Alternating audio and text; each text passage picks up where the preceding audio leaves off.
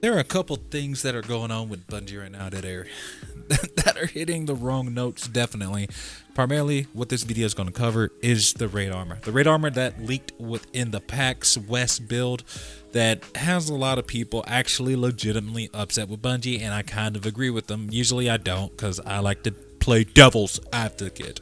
However, this is one of those few times where I'm actually going to agree quite strong with them. So yeah, let's just get right into it.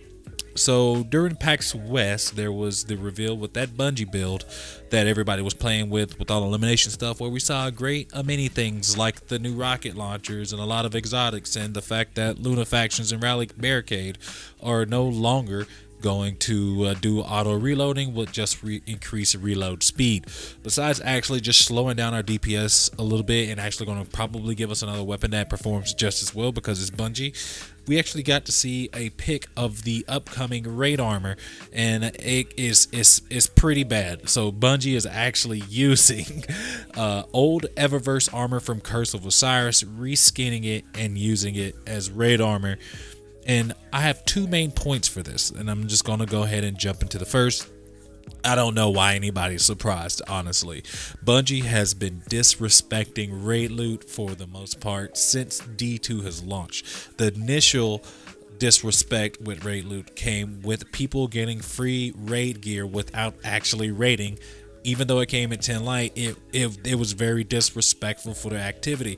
It basically lets you know, if you're in a large enough clan, why are you going to raid when you can get raid gear and not be frustrated with that and have to put all the effort and time to actually form in a group.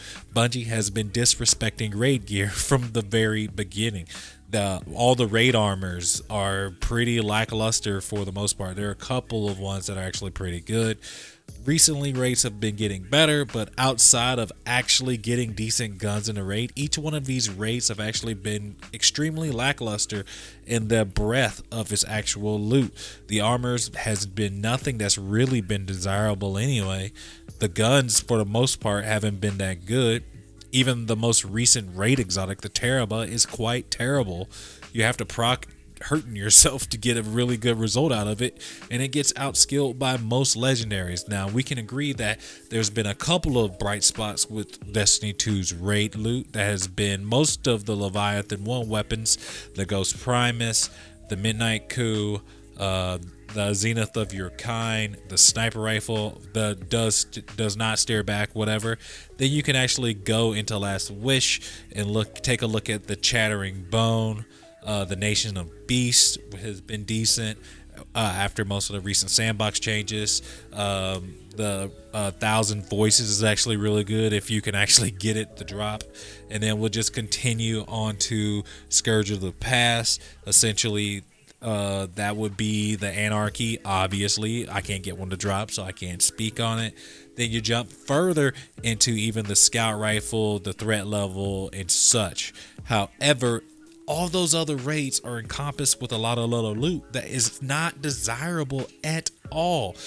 The best thing about this armor too is that all the year one armor is going to get the 2.0 treatment, but the actual gear is not that desirable. And it seems that this trend is continuing with Bungie in Destiny 2 Year 3. It's the Eververse armor, more than likely. I think it's not just going to be Eververse armor. I think for the other part, it's actually going to be the armor you get from the season pass thingy, the Destiny 2 battle pass, and you'll upgrade it over time. However, that loot is looking way better than the actual raid loot, and it seems that we're getting further and further away from raids actually being the pinnacle source for some of the coolest stuff in the game.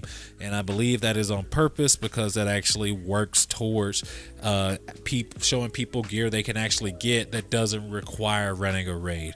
So looking more cool from a raid, I don't see that really getting any better for the most part, but that's just the way I see it. Which leads me into my final point. The second point is that essentially what we're getting about here is Bungie's actually doing what Bungie normally does. They're putting out some of their coolest stuff that they get for you to sell to you directly and quickly to get you invested into the game.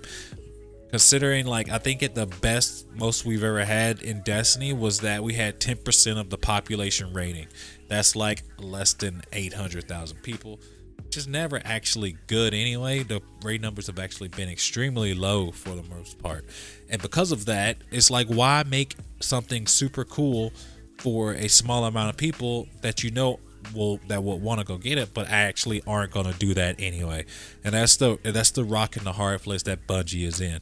So hopefully this raid armor is just an entire reskin, but it looks for the most part. But considering the amount of the cool armor that you can actually get by not running a raid, it's putting a real damper on it. I would just say that for the most part, Bungie, it hasn't gotten a raid right in terms of a complete valued package outside of the actual raid experience since probably King's Fall. Even I don't count really the Age of Triumph, but actual raids, original raid that debuted, the last raid they actually got right in terms of like encouraging you to run back over and over and get the loot, it would have been King's Fall, and it has not been the same since, and we shouldn't look forward to get any better. So guys, let me know what you think down below. This raid situation is completely understandable. I understand why people are actually upset.